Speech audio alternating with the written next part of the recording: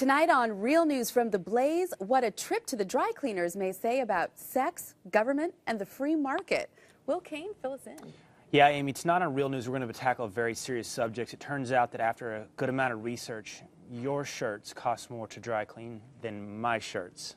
All right. And it's called gender price discrimination. We're going to use that to talk about regulation and whether or not regulation can fix problems. All right, all that and much more on Real News from the Blaze, coming up in just 60 minutes. This is not going to be about politics. This is about principles. We're going to take it upon ourselves to be part of the solution. We are going to restore history, restore our honor, restore his idea that character is what matters. Let us not lose this battle because we sat down. This is the Glenn Beck Program. Hello, America, and welcome to the Glenn Beck Program and GBTV, the network that you are building. Where there is smoke, there is usually fire. And man, it's like a dark tornado cloud is billowing around Facebook. This is a debacle and something's not right. Nothing about this story makes any sense except for the fact the media isn't looking into it, which makes me more suspicious. At the beginning, I wasn't looking into this either. We didn't talk about it last week, except on Friday when this thing opened up, and I said, really? Really? $100 billion for Facebook? Sure. Uh-huh. I mean, I totally LOL'd that pic you said of your dog that you posted, you know, the dog surfing. That was great. But I'm not really sure that's worth $40 billion more than Disney. And it doesn't quite add up to the third highest valued company to ever go public. That's what Facebook was, the third. I mean, it's in the same ballpark as UPS. Kraft. You know, 12 of Kraft's brands annually earn more than $1 billion worldwide. Those brands are Cadbury, Maxwell House, Nabisco, Oscar Mayer, and Trident. 40 of its brands are at least a century old. And you have food at the end of the assembly line. Okay? You can always eat food. You're not always going to have to post a status update about what you ate when you don't have any. This is the same exact scenario that happened when AOL decided that they were merging with Time Warner, and it was AOL Time Warner. Really? Doesn't make sense. We are a nation of hype. Remember last night we were talking about look for things that are genuine and authentic? Excitement and hype, and not a shred of reality. It seems obvious today, doesn't it? But how is it possible that all those so-called great minds, those experts out there, the brilliant Ivy League bankers, no one said, hey, I think this might be a lot overvalued at $100 billion. What is blinding everyone so badly that they just can't see the truth anymore? This may be one of the worst cases of beer goggles ever recorded in human history. I believe the answer is we as a people, not just in America, but all over the globe, are so starved for good news, so starved for someone making a difference, so starved for something, yes, this might save us. We're so lacking in hope that we're willing to put our faith into anything that is new and shiny and the fad of the minute. I hate to be the only adult in the room and ruin the party, but here's the truth. Encouraging a false belief isn't going to help. It is only going to hurt. It's going to make it harder to believe in something that is real, and it's going to make it harder to believe in capitalism and Wall Street even more. Wait a minute. If this deal was dirty, it will hurt capitalism and Wall Street even more, making people even more jaded and say, ooh, dirty bankers, dirty Wall Street. Hang on, there may be something to that. Is it possible that this is by design? I hope that's not the case, but tonight I want to just look at a sequence of events. There are things that make me look at them and say, something's not right here. I want you to tell me, is everybody on this planet really stupid? I mean, that's a possibility. So many people are just out of control. But are people who are in the know, are they all that stupid? Or are they in on it? Are there different things that are coming together that just make the perfect toxic stew? Look, I want to tell you something. I mean, I don't trust the government. I don't trust the government as far as I can throw them. And I don't know if you've seen my throwing ability, but I'm also about 99% marshmallow cupcake. Think about it, marshmallow cupcake. And I'm also less athletic than Jabba the Hutt. So I can't really throw very far, which means I don't trust them at all. Here's what I want you to remember tonight. If big business and government are involved together, take nothing at face value. Now, let me take a closer look. I want to present a theory to you today. Facebook, I believe, was overvalued intentionally for two different reasons. And I'm not saying it's all collusion. I'm just saying there's competing reasons to do this. One of the reasons is greed. The other is a desire to control. Facebook is far more valuable than money. Control. Remember, the left needs to control the media. What is it that has really been destroying the left? The Tea Party. They never saw that coming. That's grassroots organization. What is changing the world? What is causing revolutions? People being able to connect on places like Facebook. It is a mighty powerful weapon. And if you are the one in power, man, you don't want that just out there. There are 900 million people all over the globe that are currently on Facebook. 51% of all Americans use Facebook. That's incredible. 51% of Americans don't do anything. 51% of Americans don't vote. The size and scope and reach of Facebook is the kind of thing that is right out of the fantasy dream of Cass Sunstein. Now, if Facebook happens to have trouble, if Facebook starts to go down, who could possibly be there to step in and save the day? Is it possible that something this important to world communication could go down? Why would you go after radio, talk radio? Why would you go after television? They're soon going to be phased out. I mean, why do you think I'm here? This is the space that needs to be dominated. This is the future space. I mean, going after radio and television at this point is kind of like going after Ma Bell. But if Facebook goes down, I mean, if you had some way where you could work your way in, because you had to save them just like they did with the banks. Remember, they forced the banks to take the bailout money so they could control them. We don't have a choice. You're just too big to fail. Bullcrap. It is part of the plan. Do you remember what Barack Obama did when he first got into office? One of the first things he did is he had the Library of Congress start collecting and archiving the works of Twitter and other social media like Facebook in order to preserve the universal human body of knowledge. Oh, really? Really? That's what you were doing? Really? Reading the tweets and the Facebook posts of people that I went to high school with. That's the body of human knowledge? No. No. That's sinister. That's the beginning of a power grab. But why go through all that trouble of recording it when you can just control all of it? You don't have to worry about any of those greedy CEOs when you force the banks to take the bailouts. The banks will do what you want. And you can cap CEO pay if you want. You just control them. You can see who gets loans and who doesn't. You don't have to worry about enforcing emission standards or even arguing about it when you tell the companies which cars to build.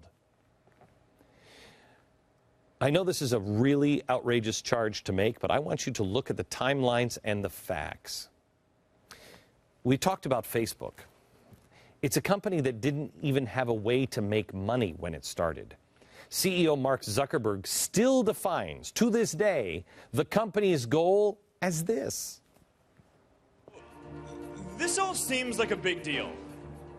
Going public is an important milestone in our history. But here's the thing. Our mission isn't to be a public company. Our mission is to make the world more open and connected. In the past 8 years, all of you out there have built the largest community in the history of the world. Hello? I want to make the world more open and connected. First of all, if you're going to go public, part of that goal should be, making some money. All right? That should be part of the goal. But more importantly, do you hear? You just built the largest community in the world. That's history. Now, they don't have a way to make money yet. We're told to believe it's worth 3 times more than the Disney empire and Kraft. Everyone's in love, including President Obama.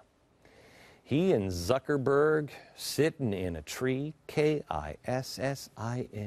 They held fundraisers and functions, prominently promoting Facebook, and even held a town hall together. February 17, 2011, Zuckerberg attends Obama's Tech Titan dinner party. March 10th, the White House hosted a special Facebook Live session on bullying prevention. April 20th, Obama hosts another a town hall at the Facebook offices in California. They're buddies.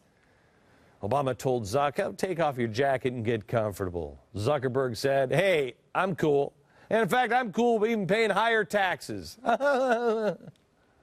September 11th, the White House announced that Facebook pledged $200,000 in research grants dedicated to cyberbullying prevention. Facebook COO Sheryl Sandberg now is a member of the President's Council on Jobs and Competitiveness. Here she is meeting with the President and GE CEO Jeff Immelt. Oh, another company that's in the bag for the White House. Then on September 25th, 2011, she hosted a fundraiser for Obama at her home in California, $35,000 a plate. And Lady Gaga was there. It was the dish, it rocked. Then October 19th of last year, the White House posted support from business leaders for its Commerce Secretary nominee, including comments from Facebook COO. March 30th, 2012, White House launched a Facebook timeline highlighting 200 years of history and celebrating previous presidents. So this is an ongoing, strong makeout session.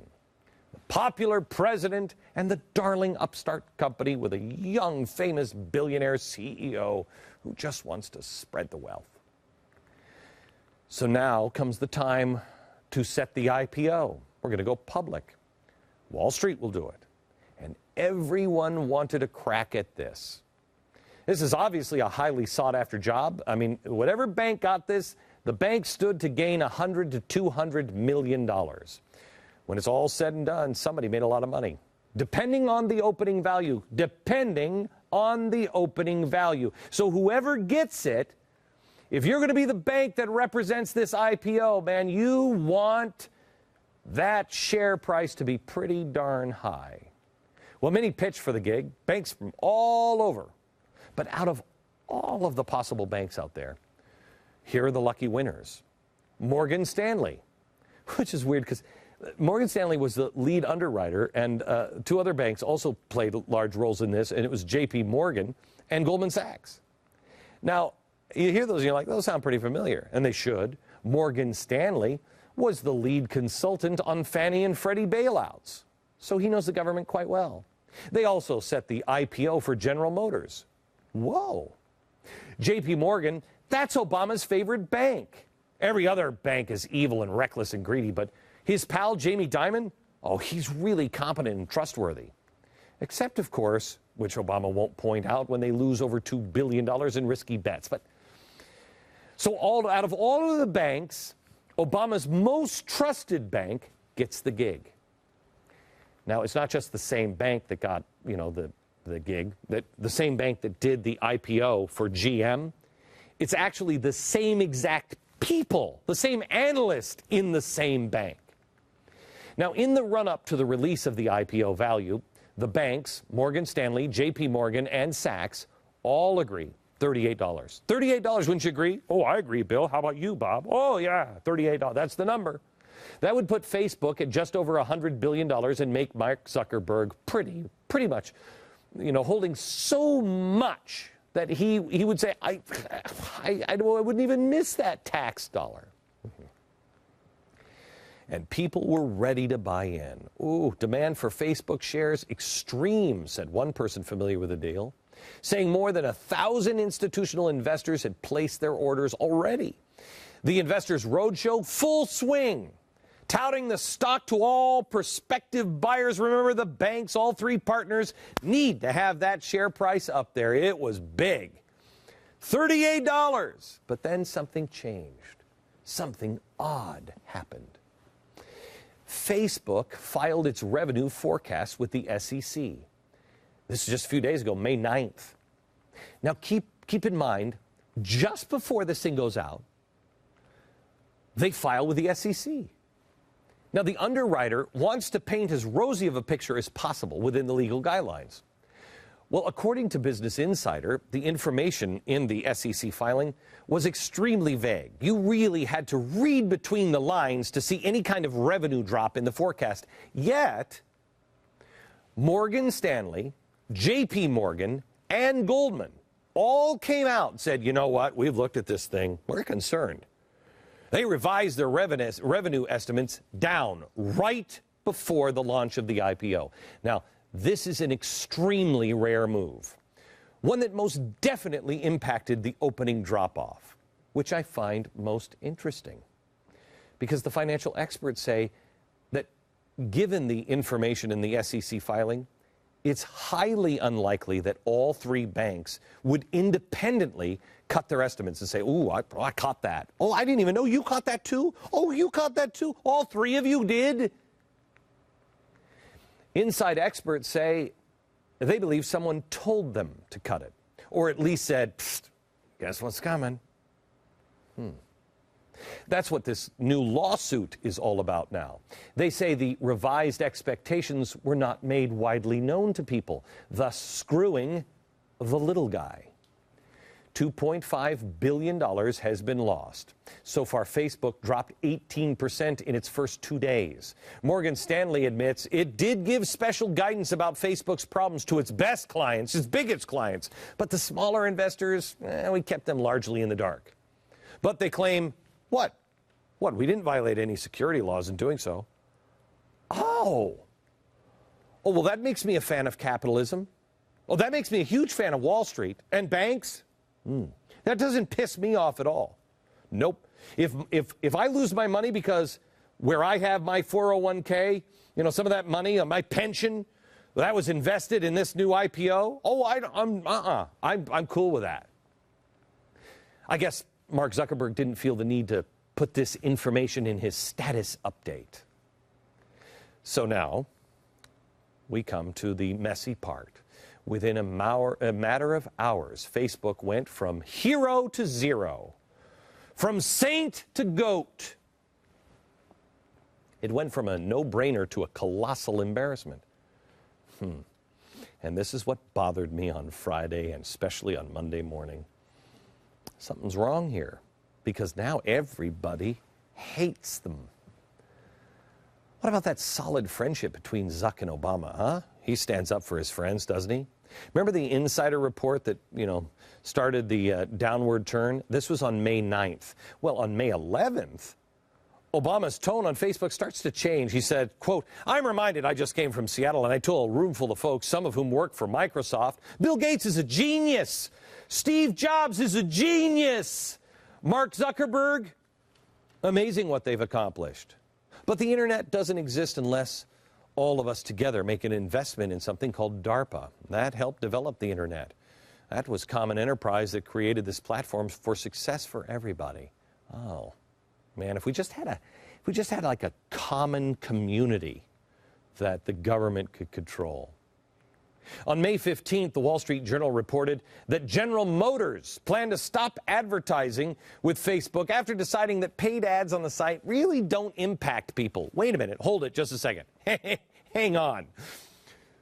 They file with the SEC. Everybody's crazy. File with the SEC. And then a couple of days later, the president says, I'm not really sure. And then General Motors, otherwise known as Government Motors, comes out and says, I'm not really sure. We got to cancel our advertising because I don't think that's going to work. Excuse me? The move by General Motors fueled questions about whether Facebook's business prospects could even support its valuation. This week, it was reported that the SEC, the Senate, and the House are now investigating the IPO underwriting. That's going to go well, isn't it? Facebook has now been attacked in the press for having, quote, an all-white board. So now the left is calling the darling racist, of course. Chuck Schumer said he'd go after Facebook executives that plan to leave the country, as Chuck said, for defriending the United States. It's Facebook humor.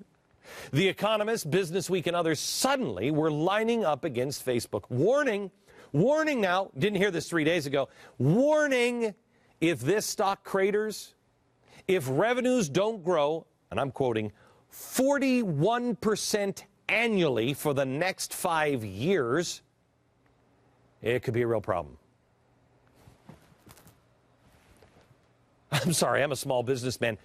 Would anyone in their right mind say, yep, my business is going to grow 41% in the next 5 years? Yep, 5 years in a row, 41% every year. I'm comfortable with that. I don't think so. Not likely to happen. Now, today, the most dire warnings are saying this could be a black swan. No, sure, you'll see white swans, but a black swan, oh, happens rarely, and this could collapse the global economy. America. Common sense.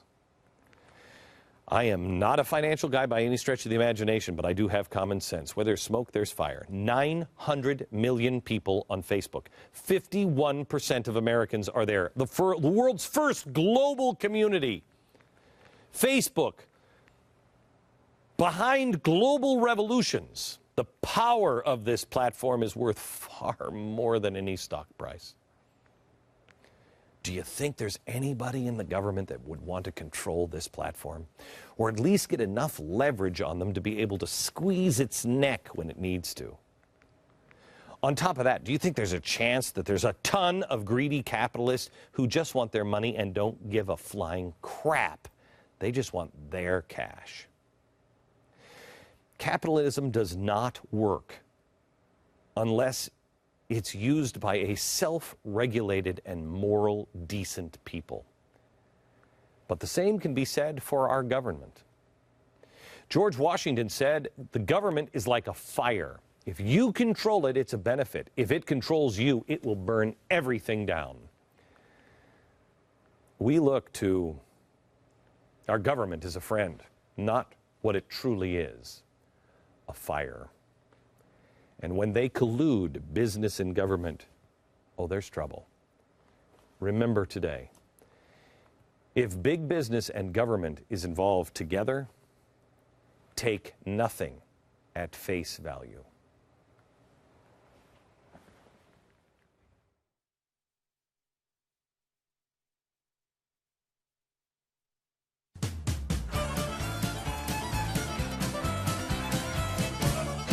Hi y'all, I'm Charlie Daniels here in the kitchen for Glenn Beck's National Bake Sale Lemonade Stand Day. Now I'm excited and happy to be helping raise money for Mercury One. Be sure to visit glennbeck.com/lemonade to see more from other bake sales and lemonade stands around the country. And visit me at charliedaniels.com and see where you can see me on tour. Thank you.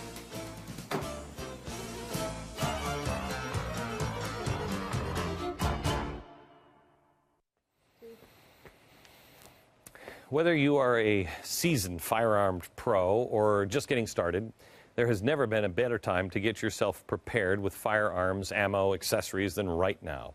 CheaperThanDirt.com is the place I highly recommend for you to become a responsible firearm owner. They've helped over 5 million American citizens exercise their Second Amendment right, and they're waiting to help you. Whether you want a firearm for sport, protection, or you just might be ready for any eventuality, visit CheaperThanDirt.com. Do it today. These are great people. CheaperThanDirt.com.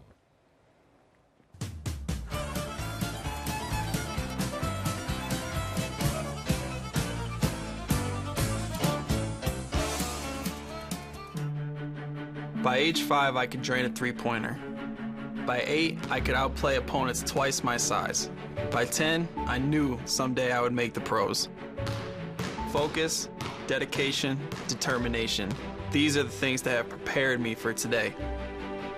But for what tomorrow might bring, I prepared with Food Insurance Emergency Food Supply. It gives me the confidence to face any opposition. Order today at foodinsurance.com.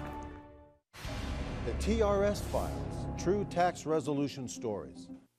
Hello, I'm Gary, and I'm not a paid actor. I went from owing $43,000 to the Internal Revenue Service to paying them $1,000. If you owe the IRS over $20,000 or more in back taxes, have unfiled returns, or are under audit, call Tax Resolution Services now, 888-7804-TAX, or visit taxresolution.com/GBTV. Is your nonstick pan a sticking nightmare? Don't live in fear. The solution is here with Organic Kitchenware, the new nonstick cookware with revolutionary green ceramic coating. Now you can saute or fry with little or no grease or fat. Foods never stick, so you never scrub. Look how with just water, burnt fudge cleans up in a breeze. Don't worry about eggs sticking to the pan. They'll slide right out. Order your 10-inch Organic fry pan right now for just $19.99. If it ever dulls or damages, we'll replace it. It's the pan that slips and slides for life. But we're still not done. Call or click right this minute and you can double your order. You get 2 Organic 10-inch fry pans with recipe books and a lifetime warranty. A whopping $220 value, all yours for $19.99. And when you call, find out about free shipping.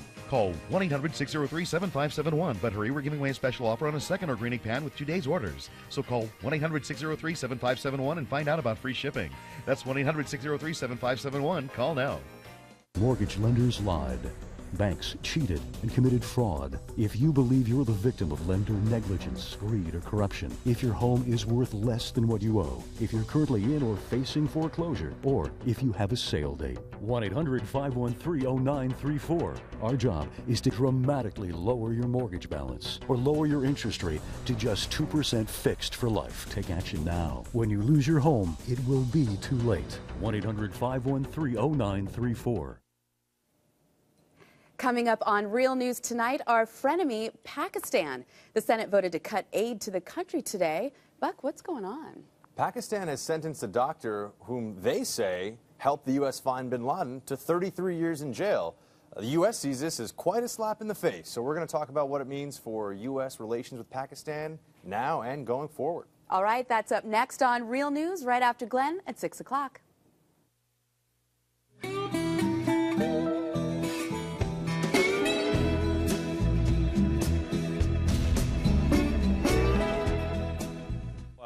I want to talk to you about a couple of things that are happening right now that should be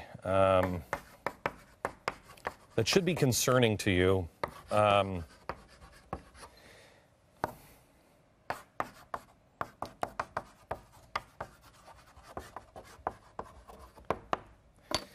Truth, private armies, personalities.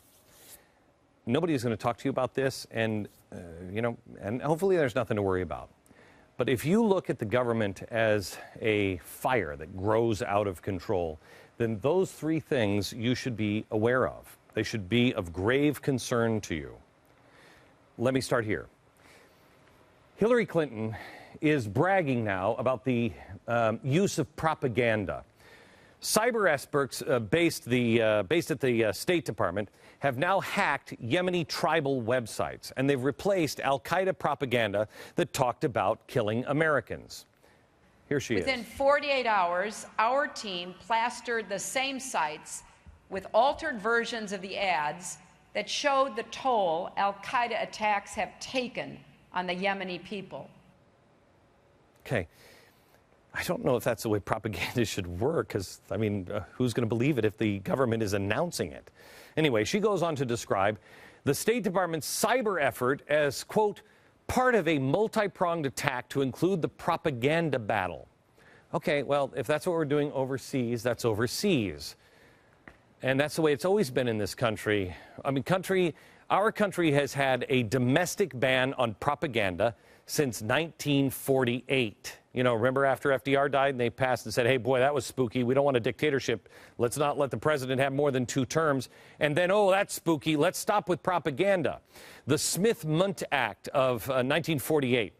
Then it was reinforced later with the Foreign Relations Authorization Act in 1987, both of which strictly govern the creation of propaganda and ban its dissemination on U.S. soil. Well, it was lifted in Congress, and they passed an amendment. They shoved it into a defense bill, legalizing the use now of propaganda on American audiences here on American soil. That was just slipped in there. Here's how it works. If there's a particular piece of State Department propaganda that the State Department, read Hillary Clinton, would like to make available in the U.S., she just puts a request through the National Archivist. She pays a fee, reasonable cost, and then makes it available and license it to the U.S. So if let's just say, I don't know, making it up, Facebook wants to put this piece of American propaganda out and she thinks it's important, they could do that. Well, that's convenient. Let me give you a quick reminder in history of propaganda in this country. First, the definition.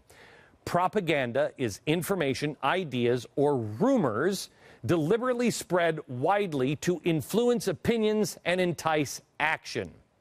Wow. Wow. Okay, now we're opening this up. This is a favorite tool of Woodrow Wilson and FDR. And a few examples. I mean, apparently, if you didn't want to carpool in the 1940s, you were with the Nazis, because there it is. When you ride alone, you ride with Hitler. Did you know that? Then there was this propaganda. What are you going to do about it? Stay on the job until every murdering Jap is wiped out. Ooh. And the ultimate war effort, smoking. That's a cigarette that's winning the war. I didn't know that. This is classic propaganda, and Woodrow Wilson did it with, Uncle Sam Wants You. And it leads to this. The public libraries being asked to withdraw all German books from its shelves. We did that in America. The Red Cross barring people with German names from working with the organization. German names being scrubbed from buildings and streets here in America. For instance, Schmidt became Smith. Mueller became Miller. This is why America rid itself of the evil of propaganda. Hillary Clinton, Woodrow Wilson, FDR, Barack Obama, progressives in general believe that, well, we just can't win wars if we can't sell this to our own people. And it's propaganda that is the tool. For progressives, the ends justify the means. I'm sorry, but if a politician can't make his own case on his own merit, then I guess you don't get it done, huh? Let me ask you, propaganda.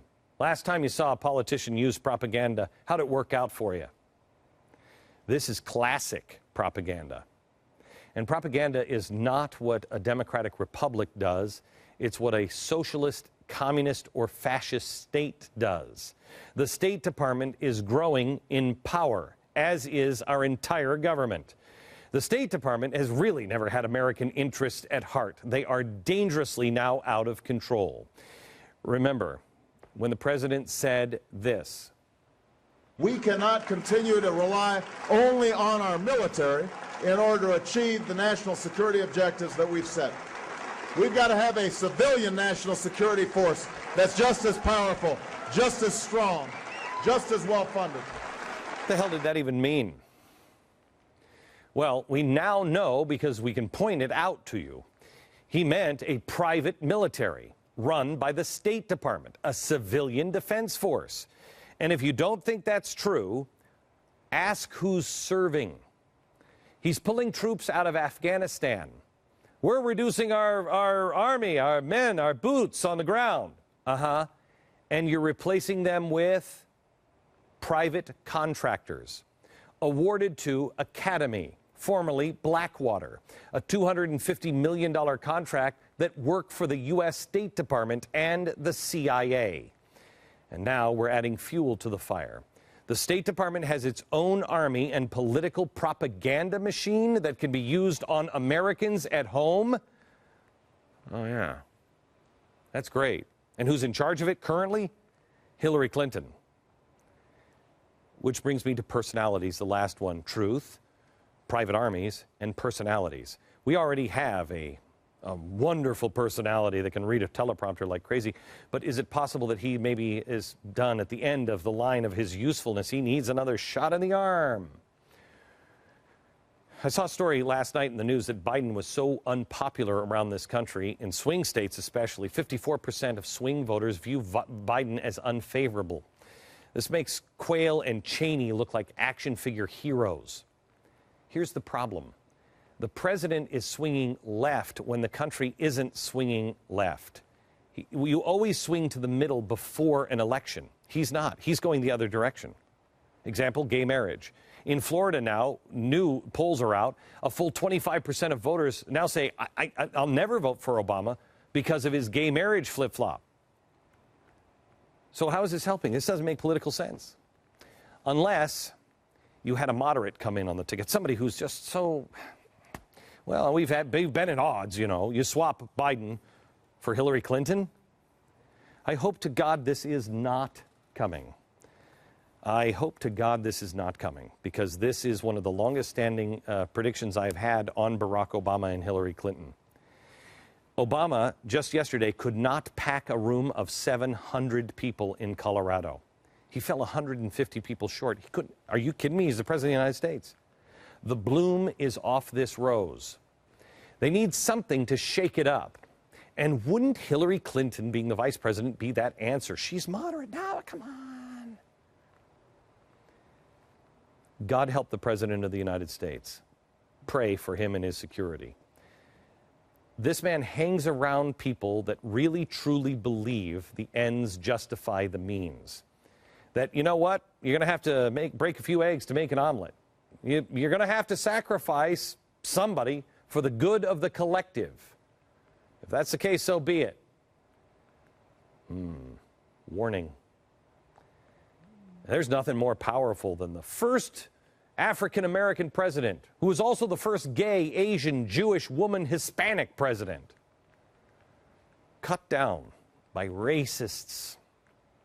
Cut down by those Tea Party people before he could accomplish his goals. You've got somebody announcing that this is being planned right now. His name is Louis Farrakhan.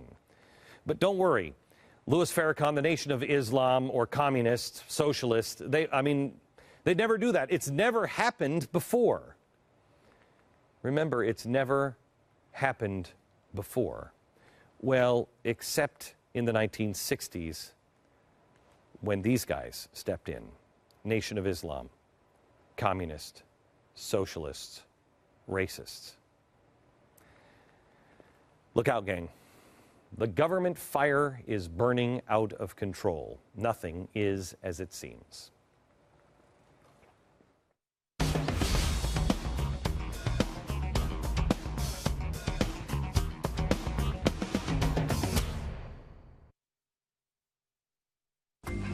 Hi everyone, this is Amelia from FreedomWorks, here to invite you to a very special event.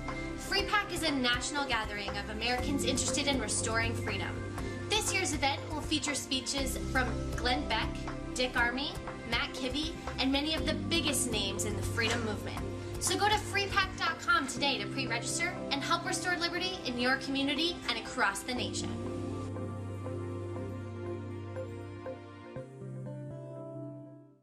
Hello, friend. I'm Pat Boone. Are you dreaming of an ideal retirement? Well, if you're 62 or older, there's a smart and easy way to get the money to make it happen. A reverse mortgage from my friends at Security One Lending, a national leader in reverse mortgages. They can help you turn the equity in your home into tax-free cash. Call to get this free, no-obligation information kit, which includes an educational video and the top 10 things to know about reverse mortgages. Why don't you call now?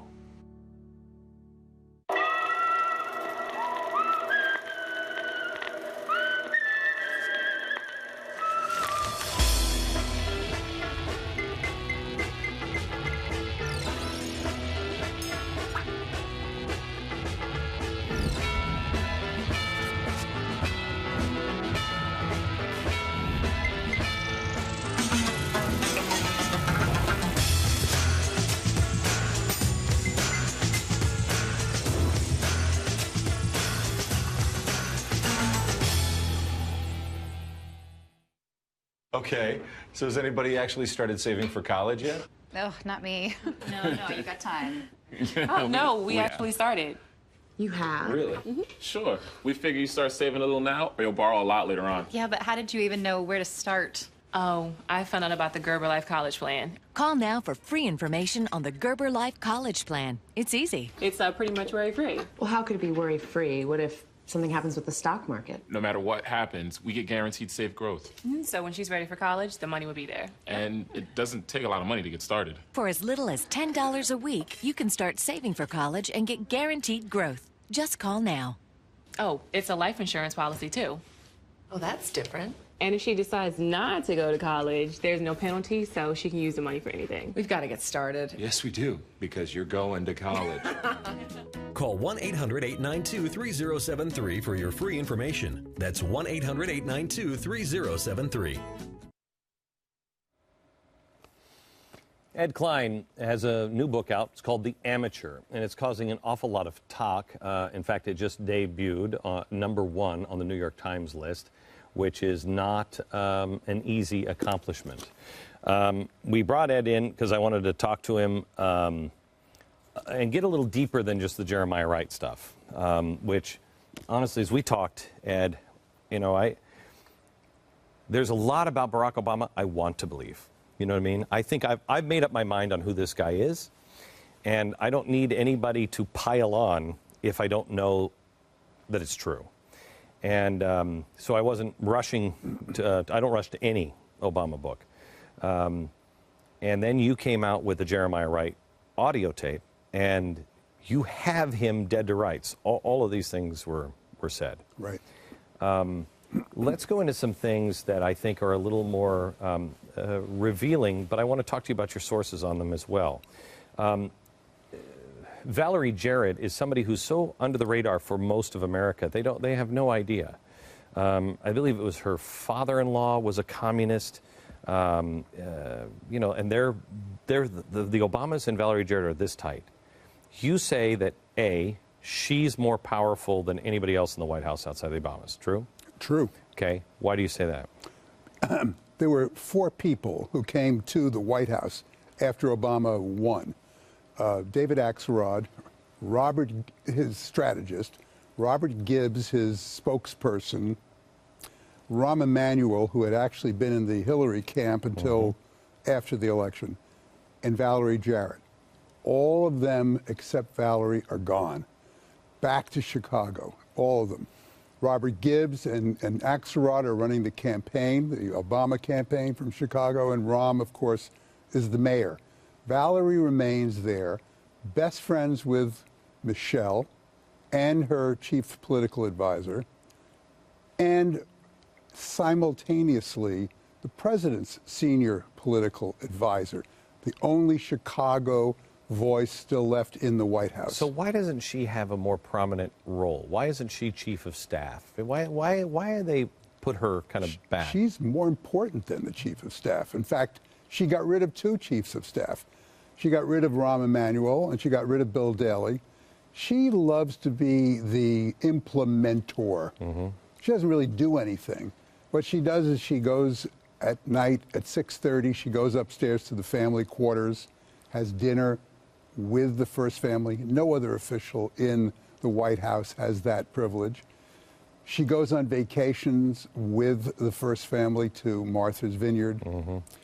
She is the last person to leave the Oval Office after a meeting, has the ear of the president. No other person in the White House. All right. You get into Valerie Jarrett's connection to Solyndra, which I think is pretty amazing stuff, and nobody's talking about it. It's incredible stuff. Okay, tell me. She used to be, when she was in Chicago, first she worked for Daley, Mayor Daley. She's a machine person. And then she became chairperson of the University of Chicago Medical Center. And while she was chairman of that medical center, the Kaiser Foundation gave her tons and tons of money, a lot of donations.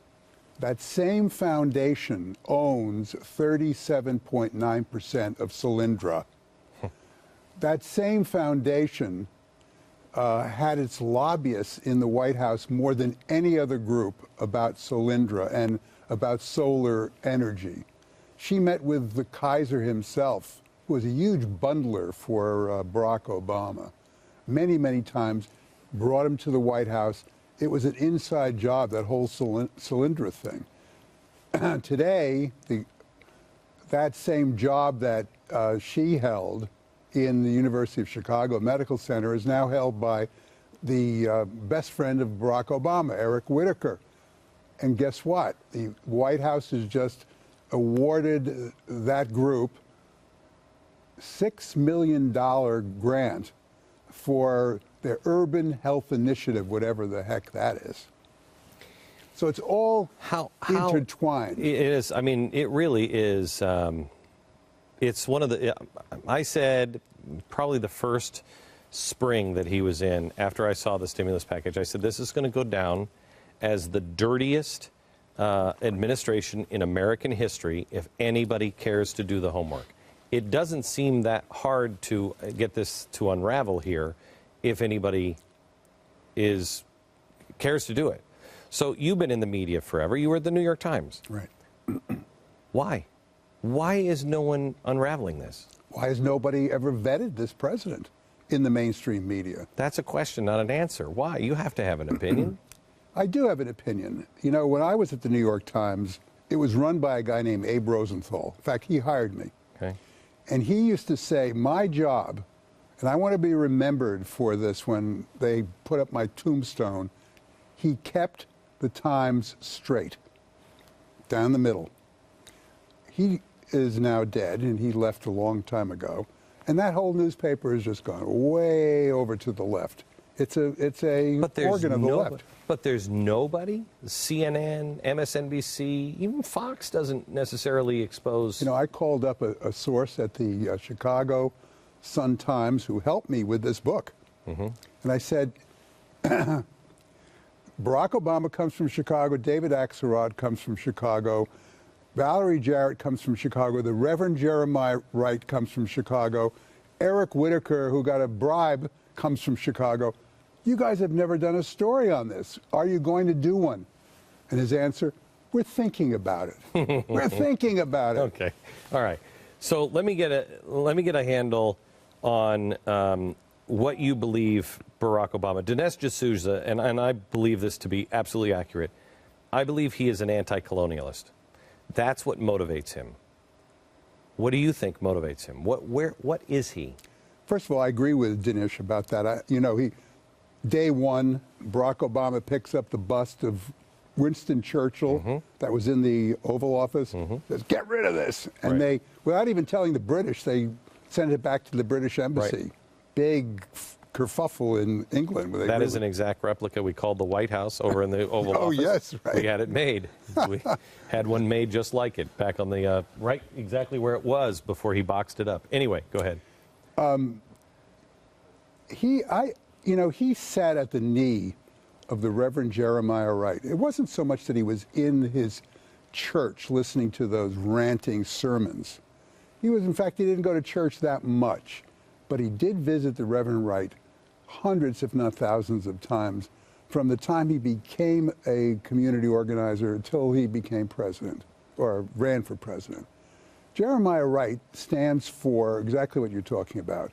Black liberation theology, anti-colonialism, an oppressed class, the blacks, an oppressor class, the whites, a Marxist view, and I have no doubt in my mind that when you call Barack Obama a Marxist, everybody, oh, he's not a communist, he's not Stalin. I'm not saying he's Stalin.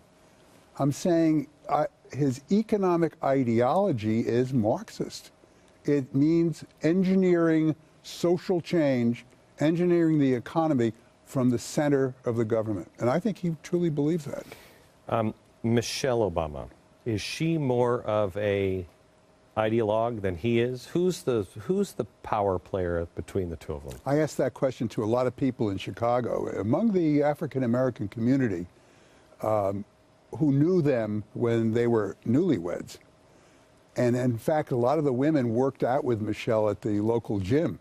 So they knew her really well. They all say, I tried to find out, maybe I shouldn't have, but I did, whether he ever fooled around sexually with other women. And they all looked at me like I was crazy. I said, why are you looking at me that way? She would have killed him. He's afraid of her. He wouldn't dare do that.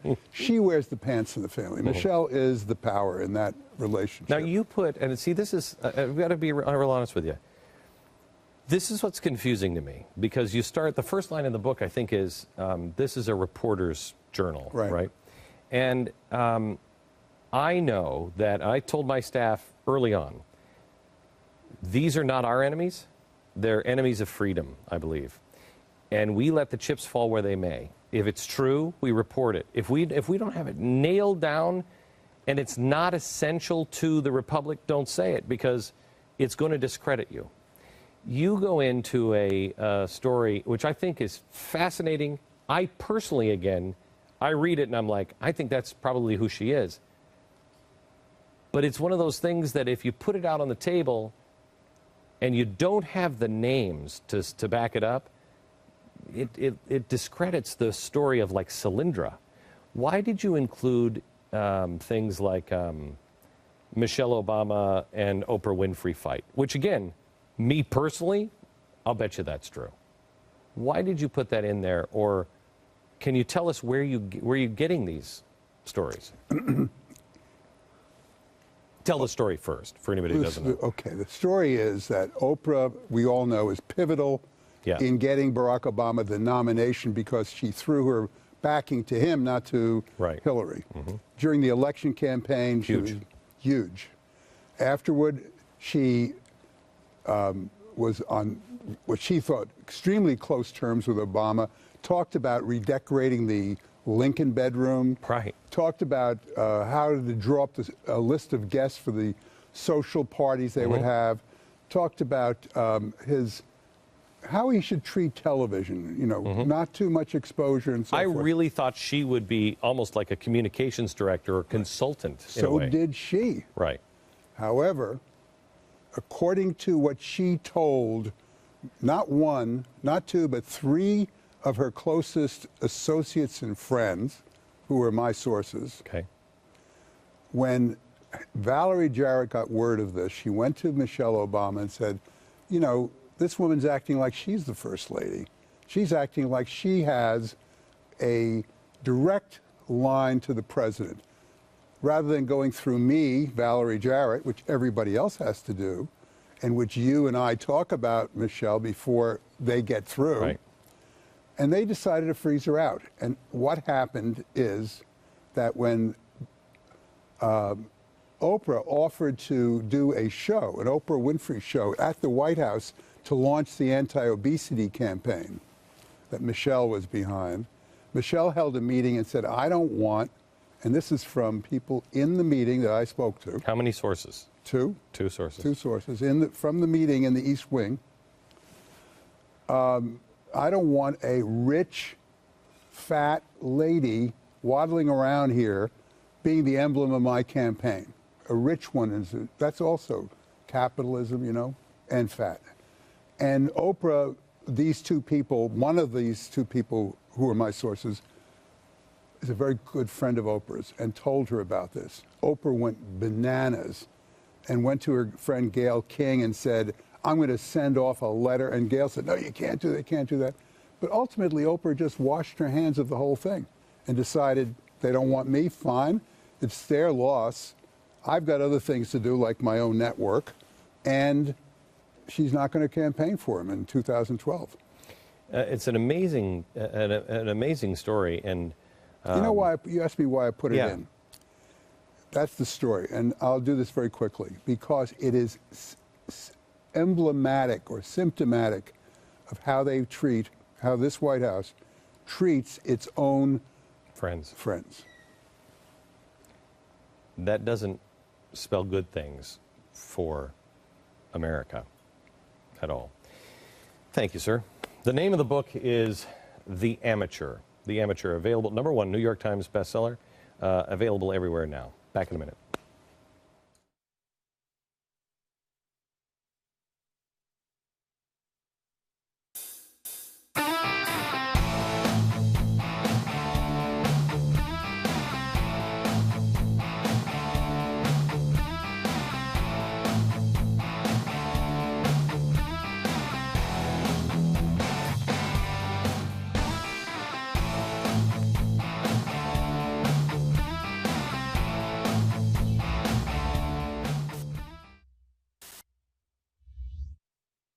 We all have a choice right now. We can sit back and we can complain about the country going down the path of socialism or Marxism, or we can do something about it. We can be a positive force.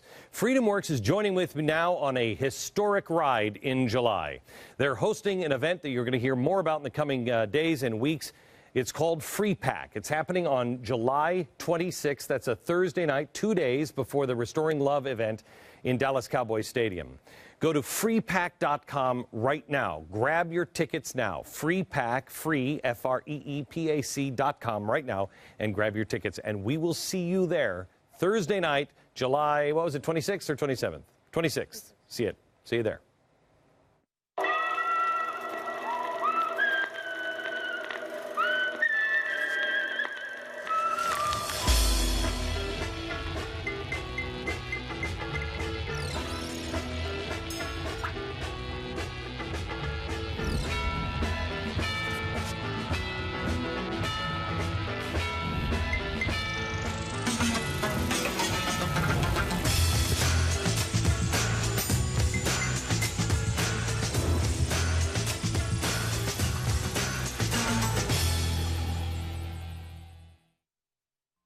When it's warm, you'd love to open every door and let fresh air into your home. The trouble is, you'd end up letting lots of bugs into your home as well. Now there's Magic Mesh, the new type of screen door that opens easily and then magically closes itself behind you. The secret isn't really magic, it's magnets. 18 magnets to be exact. When you separate them, they automatically snap back together. That makes it great for pets too, because instead of scratching and whining, they can come and go as they please. So let the fresh air in and keep those annoying bugs out with Magic Mesh, a $40 value, yours for just $19.95. But wait, call right now and we'll double the offer. Just pay separate processing and handling. You get 2 Magic Mesh curtains for just $19.95. Don't delay. Call and order yours today.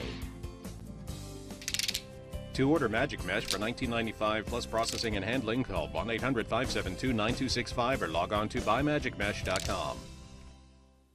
Okay, so has anybody actually started saving for college yet? Oh, not me. No, you got time. Oh, no, we actually started. You have? Really? Sure. We figure you start saving a little now, or you'll borrow a lot later on. Yeah, but how did you even know where to start? Oh, I found out about the Gerber Life College Plan. Call now for free information on the Gerber Life College Plan. It's easy. It's pretty much worry-free. Well, how could it be worry-free? What if something happens with the stock market? No matter what happens, we get guaranteed safe growth. So when she's ready for college, the money will be there. And it doesn't take a lot of money to get started. For as little as $10 a week, you can start saving for college and get guaranteed growth. Just call now. Oh, it's a life insurance policy, too. Oh, that's different. And if she decides not to go to college, there's no penalty, so she can use the money for anything. We've got to get started. Yes, we do, because you're going to college. Call 1-800-892-3073 for your free information. That's 1-800-892-3073. I want you to tell all of your friends to make sure they're watching the first 4 days of this broadcast a week from Monday. It's June 4, 5, 6, and 7, Monday, Tuesday, Wednesday, Thursday. We're going to outline a pretty aggressive campaign of where we're headed and what I'm dedicating and what I'm asking you to help with here in the next, well, until the election, really until the first of the year. Also tomorrow, government regulation is killing innovation in small businesses. Tomorrow, I've invited 40 small business owners here to talk about the real problems that they're facing and real solutions. Just not going to stand around waiting for Washington to solve it anymore. We'll do it ourselves. Until then, from Dallas, Good night, America.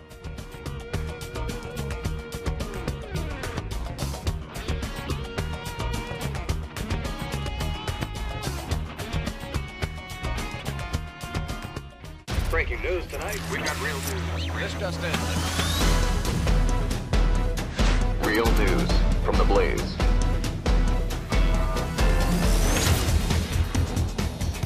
Welcome, everybody, to Real News from the Blaze. The latest round of nuclear talks with Iran ended today, and after 2 days of intense negotiations between the Islamic Nation and the 5 permanent members of the Security Council, plus Germany, there is no reported progress, except an agreement to meet next month in Moscow.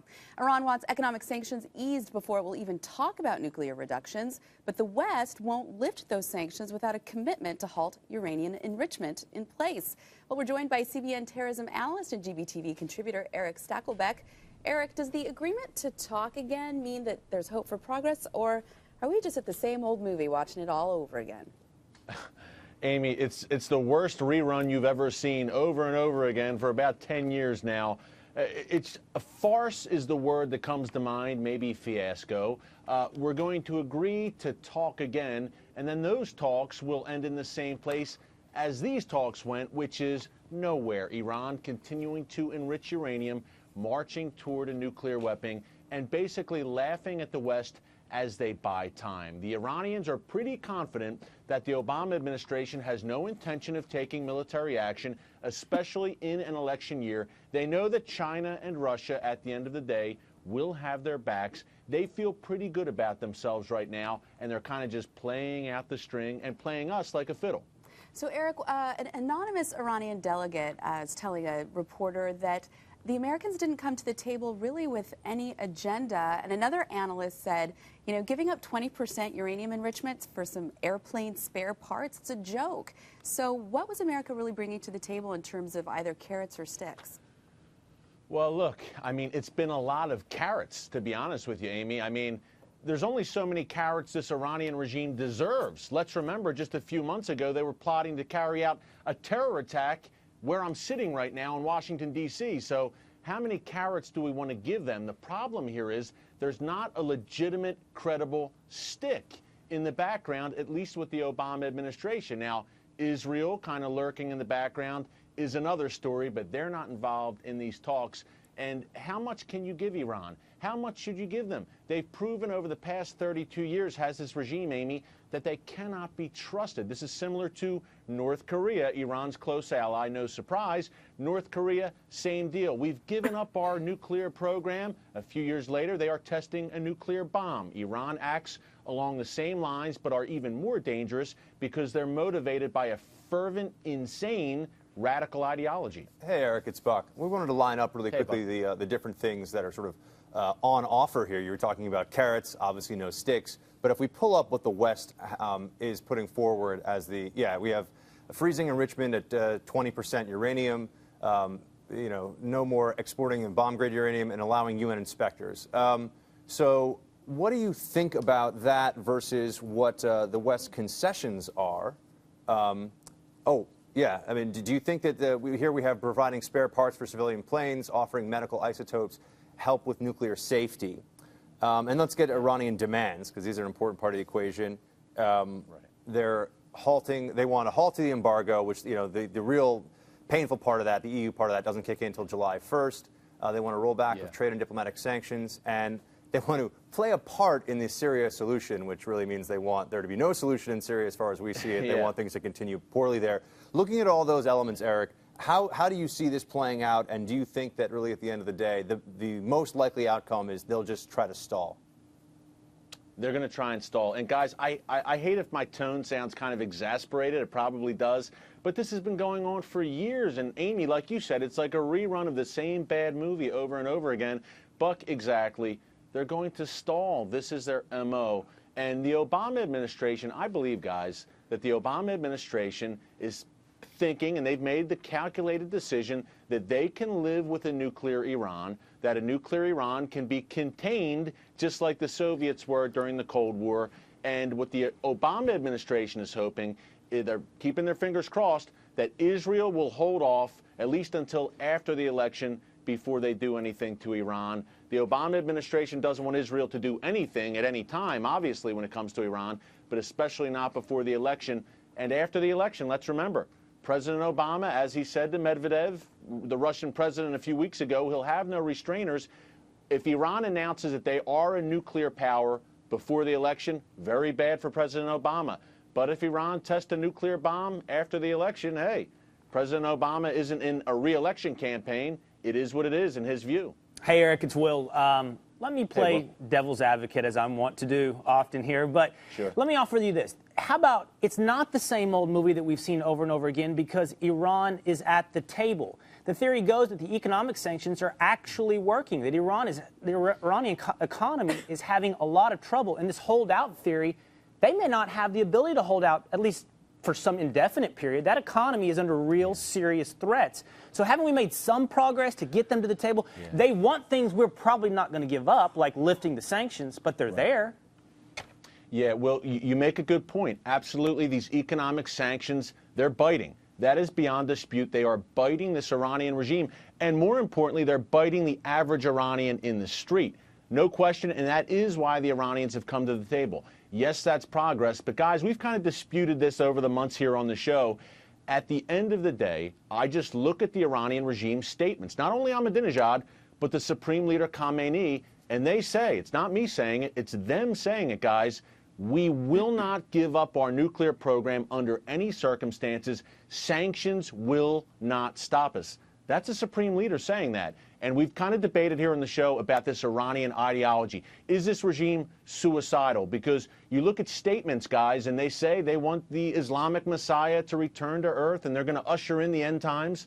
Well, if you have a nuclear weapon, that would go a long way towards bringing a massive conflict in the Middle East, and then their Messiah returns, and it sounds nuts, but they believe this. How much do they believe it is the question. Do they believe it enough to, Will, as you said, starve their own people? That might be what it gets to if these sanctions continue to bite. But this, we think rationally, guys.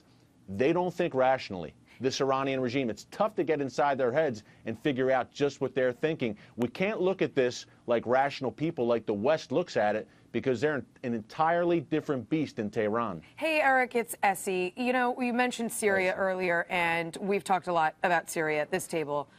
And I'm wondering if you think that Iran is watching what's going on in Syria from our vantage point and looking at what we've done there, which is minimal, and looking at the way we've handled that situation, working with the UN, advocating for diplomacy first, letting the 6-point peace plan draw out as they stall and stall and stall and really kind of stand back. Is there anything you think we could be doing in Syria that might help thwart further aggression in Iran? Well, you know what? It's interesting, Essie. I don't want to say I'm torn on Syria, but it's kind of a lesser of two evils thing. First of all, President Obama, it took him months to call for Bashar al-Assad to step down until even a month before this whole mess broke out in Syria and the chaos began. Hillary Clinton was saying that Assad is a moderate that we can deal with, that we can negotiate with. So it took months for President Obama to finally call for Assad's ouster. It's been botched from the start. Over 9,000 people slaughtered in Syria by this regime. Here's the deal. If Assad goes, evil guy, good riddance. The good thing about that, guys, is it weakens Iran. It weakens that Iran, Hezbollah, Syria axis. Great thing, right? But the scary thing about it to me is the most likely alternative, it seems, to Bashar al-Assad is, drumroll please, once again, the Muslim Brotherhood. So I look forward to a post-Assad Syria, but I'm a little concerned about a post-Assad Syria because it seems that all of these countries that are touched by this Arab Spring unrest, the biggest beneficiaries have been radical Islamists. So it's a very tough situation in Syria. Hey, Eric, Andrew Wilkow. I'm going to kind of make this less of a policy question, but more of an Obama question.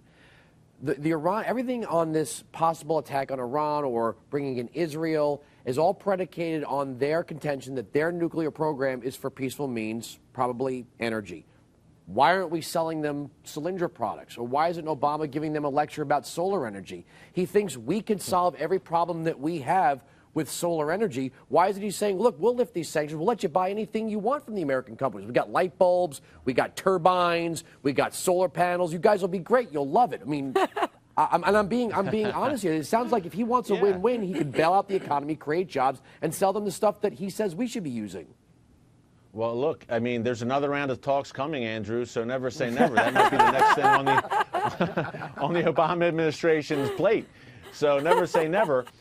It just seems there's a complete, and SC, you kind of alluded to it with Syria, there's a complete lack of imagination among this administration, a kind of throw your hands in the air and accept it for what it is, quality to their foreign policy decision-making. It's not the days of Ronald Reagan. Tear down this wall, freedom, radio-free Europe, let's stir up democratic forces. It's kind of a leading from behind approach. Step back, let it all unravel. And if you think about it, guys, really, we're kind of emptying the Middle East in some ways. The U.S. military has made a tactical shift, they announced in the past few months, shifting forces and focus to the Pacific. So the Middle East, eventually, as we empty out of Iraq, as we empty out of Afghanistan, the Muslim world, particularly the core in the Middle East, it's going to be open season. And who's going to take control in that region and be the driving force?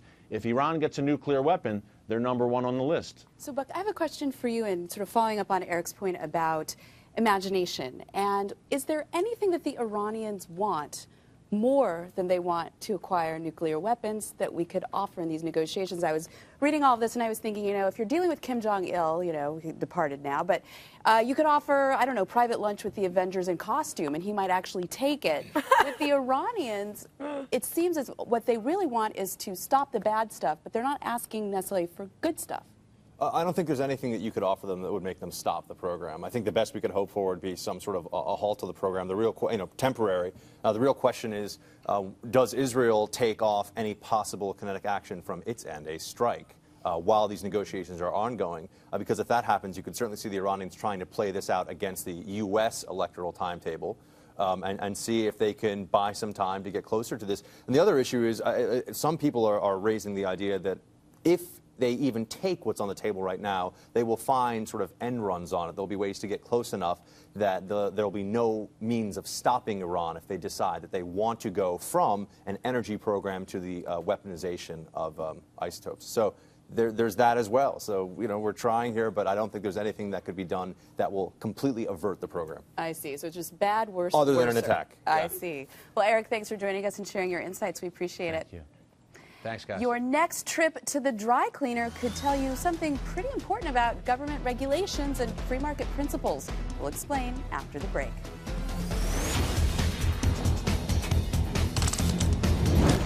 The TRS Files, True Tax Resolution Stories. Hi, I'm Stuart B. I'm in the insurance industry and I'm from Southern California. I faced a potential liability of $106,000. Tax resolution services settled for $9,200. If you owe the IRS over $20,000 or more in back taxes, have unfiled returns, or are under audit, call Tax Resolution Services now, 888-7804-TAX, or visit taxresolution.com/GBTV. Preparation, focus, hard work. It's a personal commitment. It's what drives me.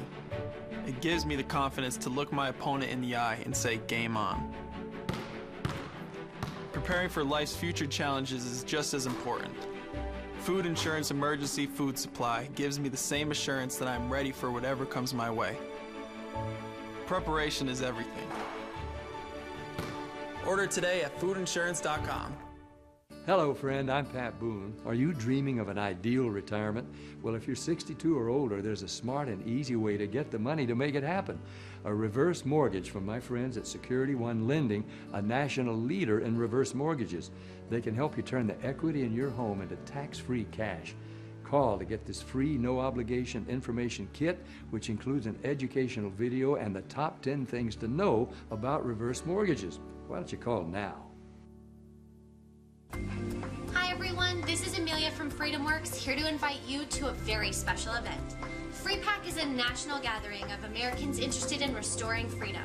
This year's event will feature speeches from Glenn Beck, Dick Armey, Matt Kibbe, and many of the biggest names in the freedom movement. So go to freepack.com today to pre-register and help restore liberty in your community and across the nation.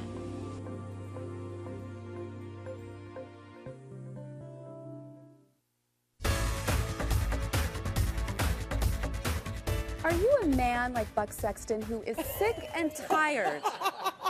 Wow. Sick and tired of paying more than his girlfriend for his mani-pedi. False accusations. You just got thrown under the bus, my the friend. view from under the bus is cold. Well, have no fear, all of you men in your mani-pedis. Relief might be on the way.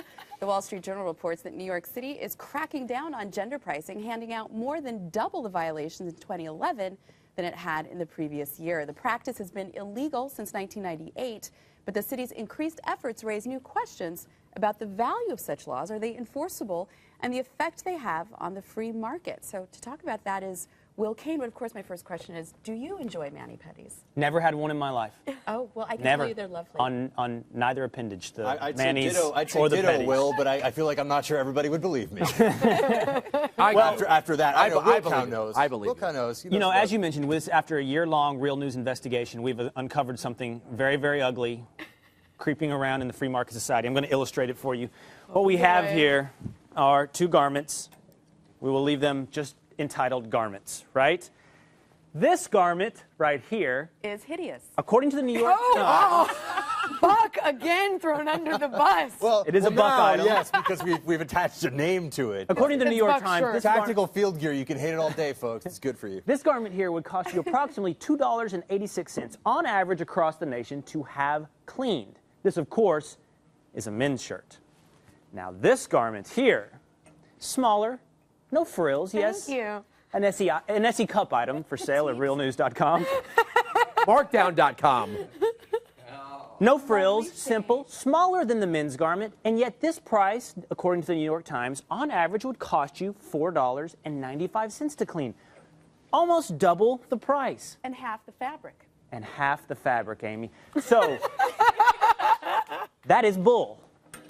But beyond bull, That's not bull. You're saying that they wear the same size shirt? Is gender discrimination, and the New York City Department of Consumer Affairs is not putting up with it. According to a very unknown 1998, price discrimination is a very real thing, and the Department of Consumer Affairs has handed out tickets like crazy. 580 violations last year, and it's not limited, my friends, to dry cleaning. It also includes things like manis and pedis, in which case a man's manicure would cost $8. Your manicure would cost $6. That's bull. I don't know where you're going for a $6 manicure. Yeah, that's crazy. But haircuts are, there's a price differential for waxing. men. It's cheaper. That's to get a right. haircut. So, as I said, waxing for men is more. That's right. Because there's more surface area. Sure. Well, let's not get into the reasons just yet, Amy. That kind of throws the whole thing under the bus. But, yeah, the New York City Department of Consumer Affairs has ramped up the number of violations they're handing out, putting penalties on businesses anywhere from $50 to $500 for violating gender discrimination laws. Now, what I just showed you with the dry cleaning was really just an illustration that we want to talk about how you describe or how you devise a regulation, and is it an appropriate solution to a problem? And we're going to put up how we're going to have this conversation, because I am a conversationalist with obsessive compulsive disorder. We are going to cover these areas. Is this a problem in need of a solution? No. Number two, why has the free market failed? And number three, is this a place where bureaucrats can succeed where the free market has failed? So this is where I will start with you guys. There are legitimate problems that regulations seek to fulfill, seek to resolve. For example, the feds came down on an Amish farm not too long ago and raided it at 5 a.m. in the morning for selling unauthorized raw milk. However salacious the details of that are, there's a legitimate issue there. We don't want unsafe milk hitting the market, getting people sick. You should be able to drink the milk. You should be able to drink the milk you want to drink. Killing people. We could do this later, but I think if you want to drink unpasteurized Caveat milk, emptor. that's your right. This is America. Caveat emptor. This is America. Let's try this in a different way, Buck. There are regulations with legitimate problems that need solutions. Yes? Full stop. Full stop. Full stop. There. So I don't Doesn't give you mean I any have to like specifics it. All right. to rebut. May I suggest one that has been widely accepted, which is, of course, public accommodation law, that private businesses cannot discriminate amongst customers based on race, color, national origin, or religion. So That's not a regulation. Irish That's need just an not anti-discrimination. apply, or law. Well, certainly, but it has to do with private commerce and what private individuals can do in terms of discriminating amongst customers. Okay, let's accept and it's law, that and premise. we accept it. Let's accept that at this table then as well. And then let's ask ourselves this using our current illustration. What is wrong with discrimination? What is wrong with discrimination in this instance? Is this really a discrimination based upon sexual discrimination or some kind of silent market forces working their way out? I'll start with you, Andrew. Well, there are times when some of us like gender price discrimination. They call it ladies' night. Okay, some of you get the drink. Some of you get the drink for free. Now, you might say as a guy, that's not fair. But if a bar says we're going to let ladies drink free, and you're a bunch of guys about town, you know exactly where to go, and you don't have to pay to buy a drink for a girl to talk to her. You know, if you're just out with the dudes and you know it's Monday Night Football, you kind of expect everybody to pay. But no one, it's funny that has been rarely complained about. Isn't it funny? Ladies' night's never Yeah, been an issue of that's usually, discrimination. now all of a sudden the dry cleaning is different prices, and you can get into the type of garments, cotton versus whatever exotic fabrics might be in that. You could say surface area for this, or men tend to get their hair cut more often because it grows than women, and women get more elaborate styles. So you're going to find that in some of those things, it's just organic to price things differently. Well, look at this. This is a lady who owns Freckle Skin and Hair. Her name is Anya. We have a quote from Anya who said exactly that. She got a $175 fine, but she said, "This is ridiculous. I have some guys who come in every 2 weeks. If I raise my prices, I'll lose all my male customers." There are obviously factors at play here beyond just discrimination. Right. Sexual and also, enforcing this law as they have done so far, which is basically passing out a few fines and hoping that word spreads around, one is ineffective, and so you're going to disadvantage some businesses while others are going to continue doing this. So that's the problem with this, because the fines also are cumulative. So the fines get bigger over time, as all sort of city fines are. But if I'm a small business owner, I want the right to determine for my business the smartest way to service my customers. And in the service business, whether I'm running a hotel or a restaurant or a hair salon, I want to decide how my prices are best going to reflect and impact my bottom line. And this takes it completely out of my hands. And there's also as the business there's a reality issue too. I mean, we're talking about the men and women issue here specifically, right? With the hair and manicures, the case may be, whatever it is. It reminds me of when people have to buy 2 seats on an airplane and then they sue. But the reality is, some people need. Hold on. Some people need 2 seats on an airplane. So I mean, is that discriminatory, or is it just? But let me ask something a little bit different here, because I did some research into why New York City passed this law, and back in July of 1996, there was a survey that got a lot of attention that helped this legislation, that nearly half of 200 hair cutters charged men and women at their establishment receiving the exact or nearly the exact same haircut a different price. So, for example, Natalie's unisex hair salon, 2 kids were sent in, a guy and a girl, to each ask for half an inch off, wash and blow dry, same time, same haircut, and they were charged significantly different prices. But that's not the general price. Yeah, my haircuts, look at I got a buzz cut. This isn't Frederick Fakai and his $400 haircuts versus Mr. Withers, the local corner barber. There are many things going into play here, and we've talked about some of them, whether it's frequency or stylistic complexity or whatever it may be. And you were talking to us before this segment tonight about statistical discrimination, and that is a real issue. It's not an issue, it's a real phenomenon, right? And that all of those frequencies and all of those different factors coming together create a discrimination that one is not intended to, say, be gender discrimination or racial discrimination, but it is almost consumer discrimination. And the question is that a problem? Because it's not, if I'm the shop owner, I'm not saying you deserve to pay more buck because you're a dude, and I don't like dudes, and so dudes are going to have to pay more. The issue here is that you're paying more because it helps my bottom line, and if it didn't, I assume they wouldn't do it. Well, that moves us to number 2 then. If it is a problem, why hasn't the free market solved that problem? If, as you talked about, that pricing for the haircuts where you and I are charged the same and our hairs are very different, and I don't know who would cost more, but however it is, it's unjust, why wouldn't the one of us who has had this injustice inflicted upon them walk down the street to the place where it works? So I wanted to ask that, which is basically, is it that, when it comes to some of these services, women, you could say, we're suckers, or that these prices are a flagging device, and by charging more, it's telling customers you're going to get better service, we're going to be more attentive, it's going to be more on fashion and on point, even if it's really the same Well, haircut. either way, if women don't walk their business to another business, then it was never really a problem, right? Well, that's what But I'm it makes suggesting. it, That I think it's a free market flagging smart device. people understand this. When I look at dry cleaning, for example, I assume that you gentlemen, because you wear button-down shirts almost every day, probably take more of your shirts in on a regular basis than I take my one dress a week. So the fact that my dry cleaning bill for that day might be a little more, I mean, I actually get that. I understand how it works, and I understand that you probably get your hair cut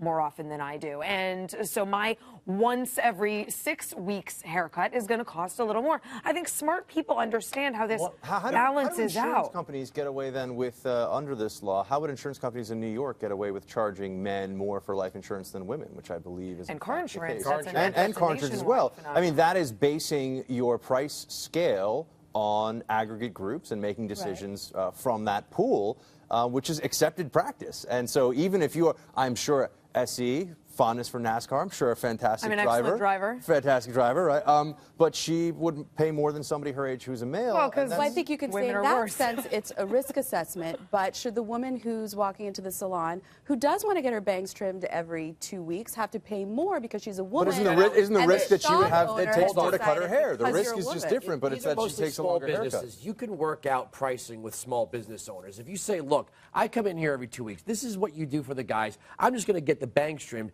You're going to get a small business owner to say, you know what, for you. And small business owners do price, for you. How many times have you been in a So bar? you're saying it should be more of a bartering system. Anytime you're in the third world buying anything anywhere, by the way, they always say for you, Let's do special this. price, Let's so. accept the premise that this gender discrimination exists. It's a problem. The free market has failed it. Let's move that to our third bullet point, which is, can the bureaucrats succeed where the free market has failed? Buck alluded to this earlier. How would bureaucrats, in this case the New York City Department of Consumer Affairs, fix this? Walking shop to shop, looking for disparate prices. What's the cost of enforcement? And how do they envision a solution?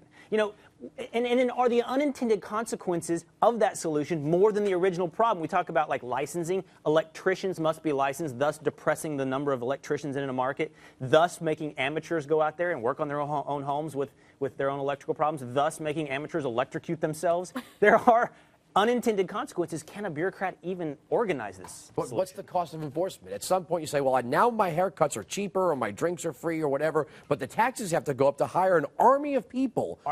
An army of people to go marching from business to business to business. And it's not like there's a hairdressing district. You're going to have one hairdresser here and another one all the way across town versus the person who's doing bars or this or that. It's a mess. It's going to turn into another mess. But don't you think it seems ridiculous and it seems frivolous because we are talking about things that are frivolous, like haircuts and dry cleaning and so forth.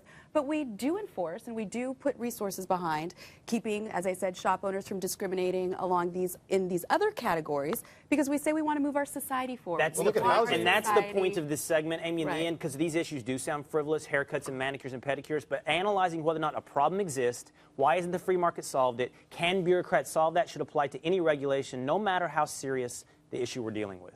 All right. Up next, new polling of Wisconsin voters shows Governor Scott Walker may very well survive. But do the numbers suggest the same for President Obama? We'll find out. Food independence, emergency preparedness, self-reliance. MyPatriotSupply.com. Get our survival seed vault and feed your family from your own garden for just $37.95. Our non-hybrid heirloom seeds are genuinely American, just like you. Your survival needs and survival seeds are at MyPatriotSupply.com. MyPatriotSupply.com. Self-reliance. MyPatriotSupply.com.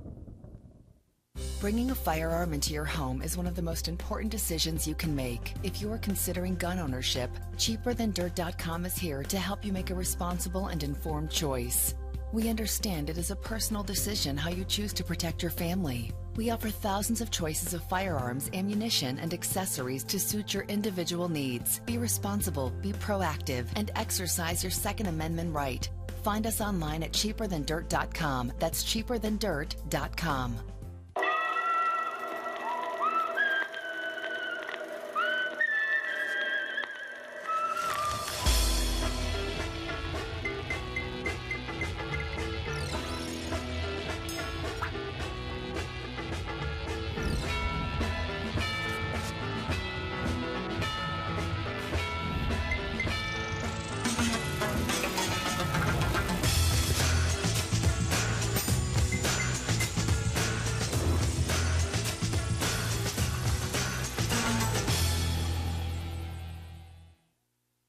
It started with restoring honor.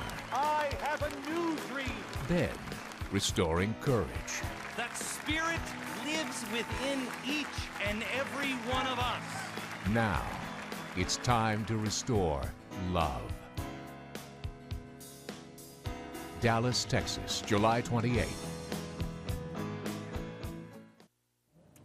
New polling numbers out of Wisconsin look good for recall facing Governor Scott Walker. Do they also spell good news for Republicans who hope the recall election will put the state into play come November? Well, let's ask the woman behind the numbers from the Reason Foundation, Emily Eakins, Director of Polling. Hey, Emily. Good to have good to be with you. Great. Thanks. So does your polling indicate that this recall is basically wrapped up for the governor? It's only 2 weeks away. Not quite. The election is going to be close, but right now we see Governor Scott Walker leading Milwaukee Mayor Tom Barrett 50 to 42%. So what I also found interesting in this poll is that statewide, voters actually are still pulling the lever for Obama. Can you explain that? It's actually very interesting. At the same time that Obama is leading Mitt Romney by 10 percentage points, they're also planning to vote for Scott Walker. And part of this is that the reforms that Scott Walker implemented to public employee unions extends beyond partisan divides. Sorry, I couldn't hear in my ear. Sorry, viewers. So, Emily, when you look at these numbers in terms of Obama's popularity in Wisconsin, but the popularity of these reforms, does that tell you that Obama should try to sort of stay above the fray and not involve himself, or that he should push harder for a get-out-the-vote effort to try to recall the governor? Well, it's difficult to say. I mean, to be honest, all eyes are on Wisconsin right now because many see this as a referendum, not just for Governor Scott Walker, but on reforming public employee unions in general. And if Obama were to get involved, he would be involving himself in the fray of reforming public sector unions. And that's not something he might want to get involved in right now. Because you think that it could blow back on his popularity for trying to support policies that voters are actually rejecting? Most likely so. I mean, we found majority support for a number of the major provisions in the Wisconsin law that was controversial. And a lot of people that favor Obama are actually planning to vote for Scott Walker. And largely because they favor a lot of these provisions, like asking public employees to contribute a little bit more to their health care and pensions, and also making union membership dues optional. These are things that people favor. Yeah, so let's talk a little bit about that, Emily. That I saw that 72% of voters favor public sector workers contributing their, what I would call, fair share to their own pensions. Another 71% support public sector workers paying 12% of their own health care premiums, up from 6%. So are Wisconsin voters really looking at this as an issue of fairness and not partisanship? Yeah, I think that is probably what we're seeing. And on the flip side, when we ask about collective bargaining, people are pretty divided on that issue, partly because they don't really know exactly what collective bargaining means. But when they hear that, do we want to limit collective bargaining, you get a slim plurality say, yeah, they favor limiting collective bargaining. But even then, they're not exactly sure what that means. All right, Emily, thanks for joining us. We appreciate it. And it seems that in Wisconsin, we may have that mysterious voter who really can split his ticket. We'll have more on these numbers as well as our analysis on what they may or may not forecast for November tomorrow night. When we come back, the Senate takes action today against Pakistan for imprisoning the doctor who helped track down bin Laden. Have you considered silver as part of your portfolio strategy? Silver is the most affordable precious metal, and it has outperformed gold over the last 10 years. Maybe it's time you consider silver. Silver can help diversify and balance your portfolio with a tangible asset that can move independently from other financial assets. And silver enjoys the benefit of both investment and industrial demand. It's never too late to diversify your portfolio with precious metals. Let Goldline, a precious metals leader, help you get started. Call Goldline and get your free investor kit. Be sure to ask about our price guarantee program. Use your credit card for safety and convenience and enjoy free shipping. Call Goldline now and buy silver with confidence. Get started today with Goldline You look so beautiful, but you're about to lose everything. You're gonna lose everything.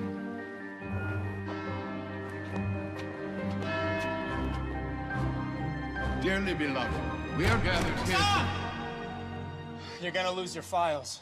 There's no warning when you lose your computer files. That's why you need Carbonite Online Backup. So whatever happens, your files are safe. Try it for free at Carbonite.com. I live alone, so when I slipped and fell in the kitchen last month and couldn't get to a phone, that's when I knew I needed Life Alert. With just one press of this button, I'm connected to the Life Alert Center, where I can get the help I need, even when I cannot reach a phone. With Life Alert, I'm never alone. Call 1-800-996-6392 for your free Life Alert brochure. That's 1-800-996-6392. Call today. It's been understood for some time that American fortunes in the Middle East are tied in many ways to its partnership with Pakistan. But the relationship has oftentimes been a contentious one. The latest source of friction comes from a decision handed down yesterday by a Pakistani court in which Dr. Shakil Afridi was sentenced to 33 years in prison for his role in the death of Osama bin Laden, a decision that has drawn condemnation from all corners of the U.S. government, including the move today by the Senate to cut aid to Pakistan. So, Buck, tell us about this latest development with the doctor who's been charged by Pakistan as being a traitor. I've said before to you guys that the best way to start any discussion about foreign policy is to look at it this way. Who are your friends? Who are your enemies? Do they know? And do they care?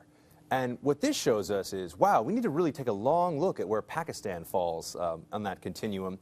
And we're seeing this from across the government. I mean, we've had Levin and McCain, for example, Senators Levin and McCain have expressed complete outrage at this issue. And they said what Dr. Afridi did is the furthest thing from treason. It was courageous, heroic, and patriotic.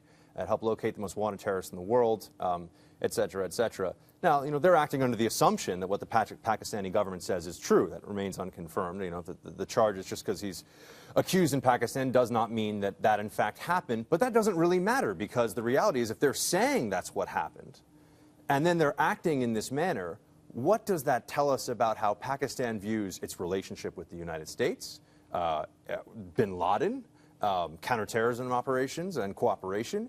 I want to tell us what the doctor did to help track down bin Laden, so we understand, you know, what the tension is. Well, the theory is that the doctor was somehow involved in a U.S. program that led to bin Laden. If people want to learn more about it, they can Google it. But the Pakistani foreign minister has given quite an interesting version of why they're moving forward with this prosecution. So if we could play that, you'll hear him himself say.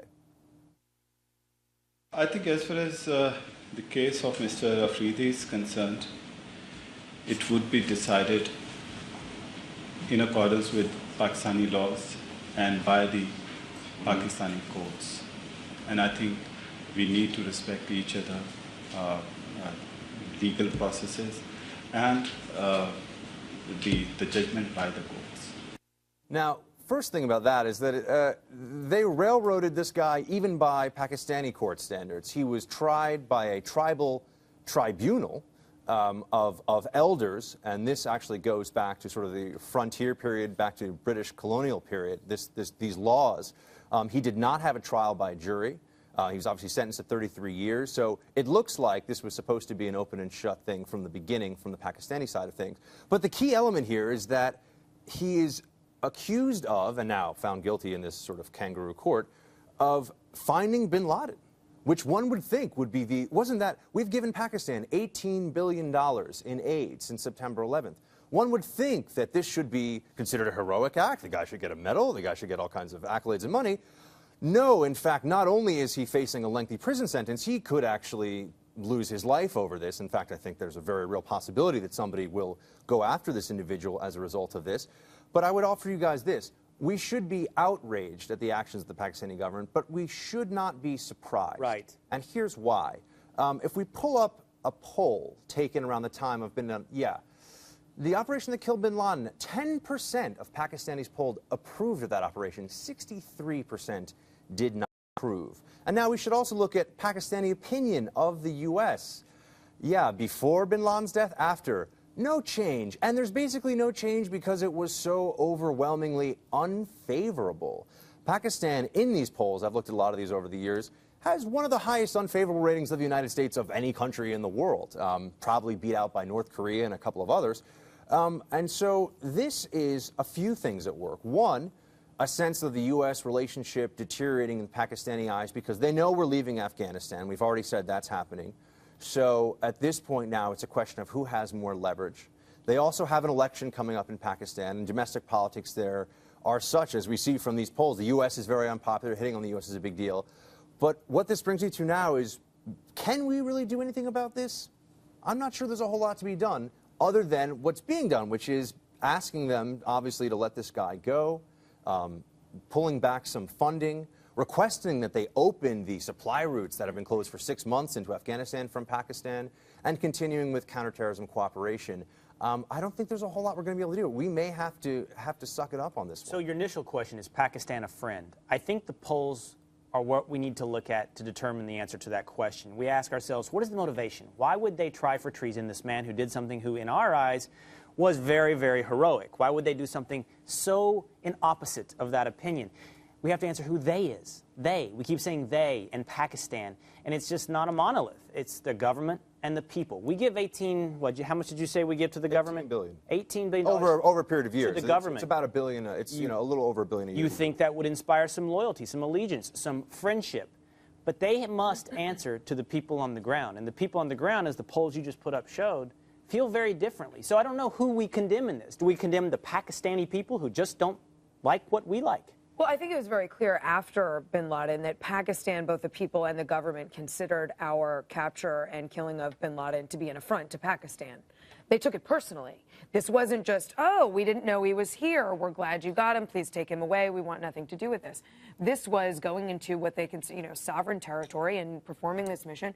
And they were very upset about it. And if that didn't give us cause to look at the aid that we give Pakistan, in addition to the fact that clearly they knew he was there. I don't think anyone at this table is naive enough to think that they didn't.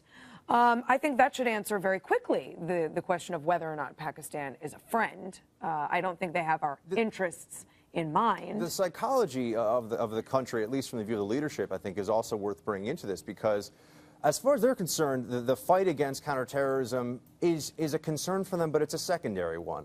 India is and always will be, for the foreseeable future, the primary concern. Pakistan views India as an existential threat, a truly existential threat. And so we should give them all of their money. That's what we should do. We should take our aid to Pakistan and give it all to India. I think that there's a fear. Essie hits on an important point here. I think there is a fear in Pakistan that the U.S. is just naturally going to move towards India for economic reasons. It is a pluralistic democracy. It is an ally. So I think that there is a concern there, and so you're seeing there is a degree of love-hate here, because I think the people that are calling a lot of the shots, particularly on the military side in Pakistan, like having a cozy relationship with the United States to some degree and at some times. But look, they have India as a threat. They obviously have a bunch of militant groups operating on their western flank vis-a-vis Afghanistan, moving in and out. Some of them are a threat to the regime. Others, people allege, have been co-opted by different elements of the inter-services. Well, and they've refused to close some of those borders in efforts to help us with the war on terror in Afghanistan.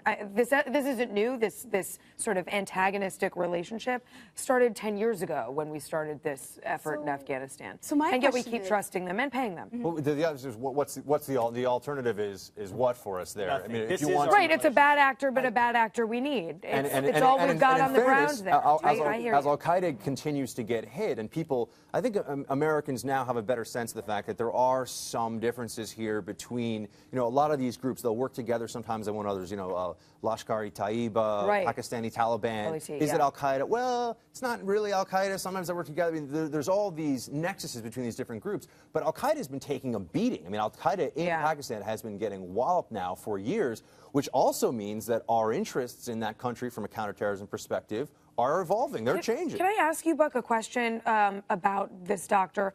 Why, this is an indictment, I'm really asking this question, why wasn't he offered any protection from us? We had been working with him, he had been giving us information. Did we not assume that this was going to piss a lot of people off in Pakistan? once we left. I mean, the U.S. government still upholds that there's just no basis for any of this. So yeah, but why didn't we? I mean, why didn't we take him out of the country before this all blew up and say things are not going to be good for you at home? Well, you're acting under the assumption you're acting on the assumption that he actually did something that Pakistan isn't trumping up charges. I mean, we don't actually know what happened with this individual. Well, the suggestion is that he set up a vaccination camp. That Bin Laden and Bin Laden's associates went to this vaccination camp that was a front for collecting his DNA to confirm, in fact, Osama bin Laden is where we thought he was. Right. And it does two things. You asked about that earlier. It does two things. One, it kind of is a problem for us because in the future, humanitarian efforts to put out vaccination camps will all be looked at with suspicion, right?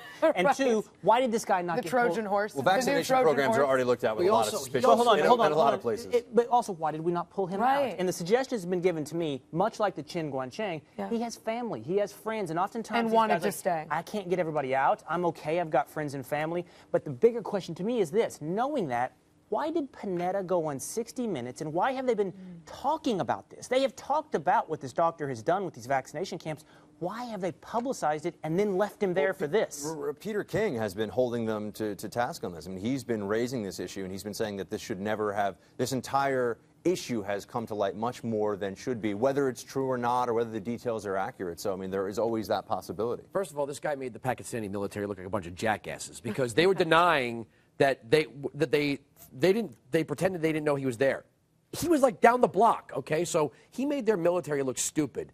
He also is an example. They're making an example of him.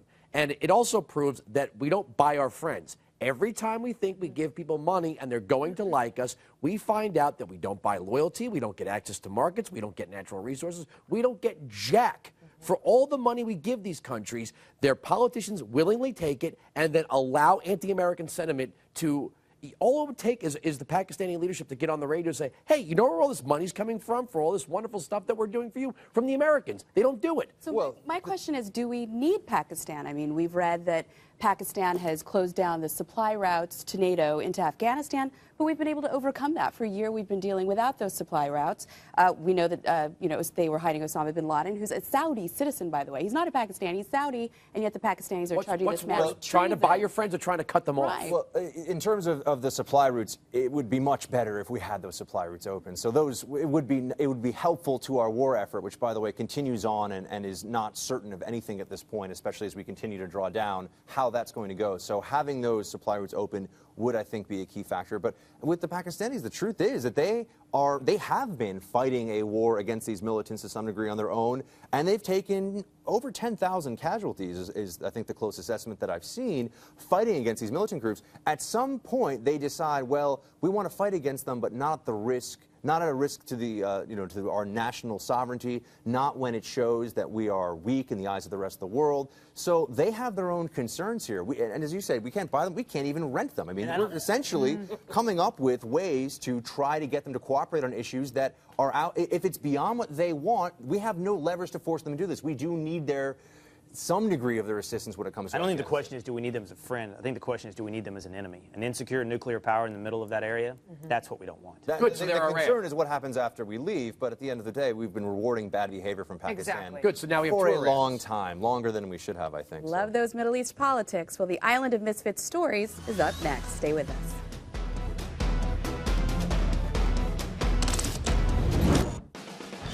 People are talking. Join the conversation. Like GBTV and Glenn on Facebook, and follow us on Twitter. Let your voice be heard. Before you hit the polls, see what makes candidate Glenn Beck unelectable. If you find oil on Mount Rushmore, I will be the first to gladly drill through Teddy Roosevelt's head. Glenn Beck and the BS of A take the stage for a brand new live comedy tour. $2 for how much gas? We haven't established that yet. Those are details that you work out after you are elected. It's unelectable too. If I may just say, my opponent is a moron. Because you might as well laugh before you cry. Visit GlennBeckTours.com for details.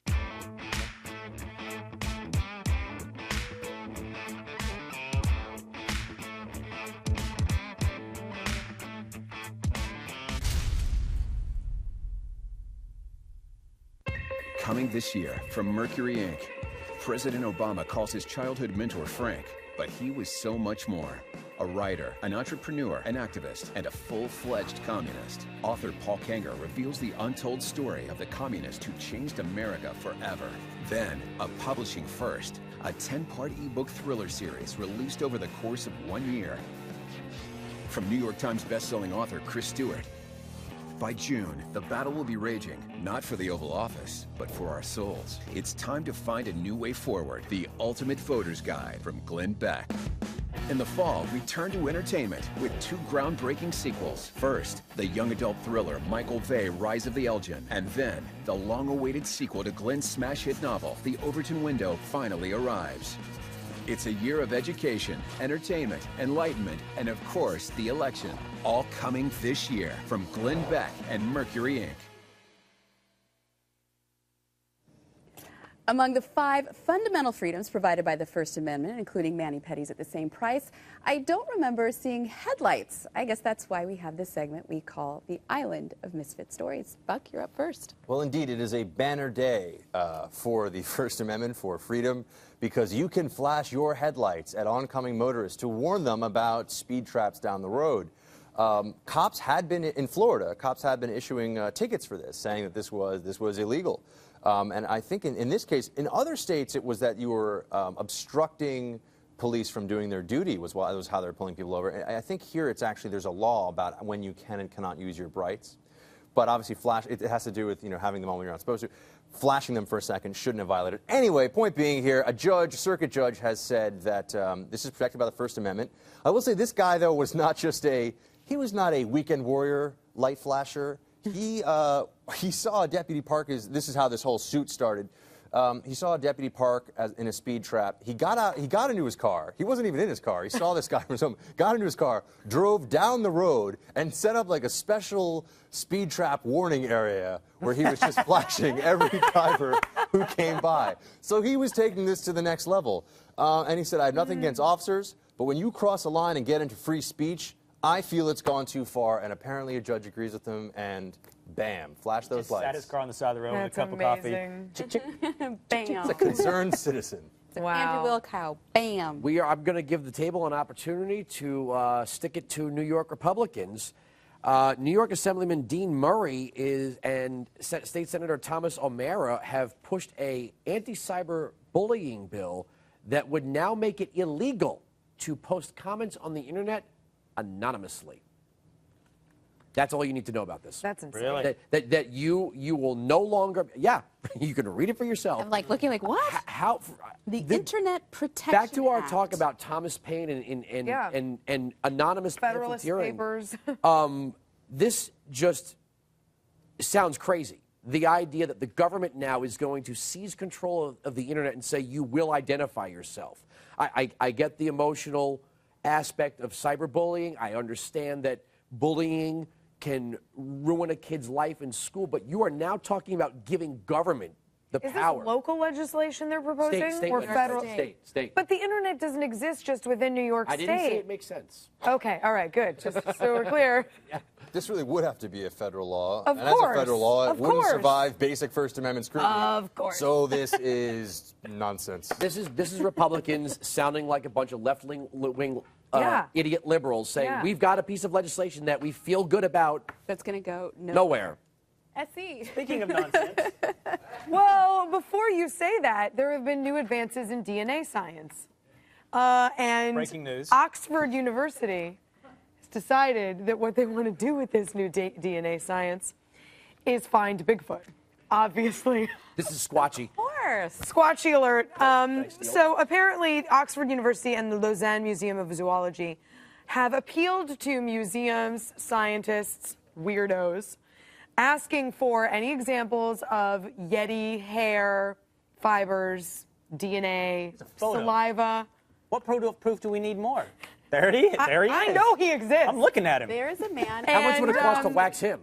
Because they want to study, and they feel as though now they can identify something as being but Bigfoot. Isn't Loch Ness a lot closer Weird. than trying to look for these squatchy people in Squatches America? everywhere, Amy. They are on every continent, and I have a feeling when they get all of these hairs, they will all belong to a guy named Bobo, who is on the show Finding Bigfoot who is spreading his Yeti hair all over town. I see. Fascinating. Hard to top a Yeti story, but I'm going to rely on Ben Franklin to do just that. In 1781, the Royal Academy of Brussels ran a competition asking people for clever, novel, scientific solutions to questions. They said, pose a question, we'll put it out there. Let's get some solutions to some hard issues. Now, I'm going to read you Ben Franklin's suggestion in his own words because I couldn't do this justice. He says, here's his problem.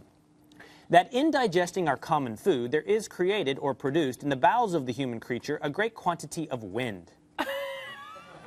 That the permitting of this air to escape and mix with the atmosphere is usually offensive to the company from the fetid smell that accompanies it. That well-bred people, therefore, to avoid such offense, forcibly restrain the efforts of nature to discharge that wind.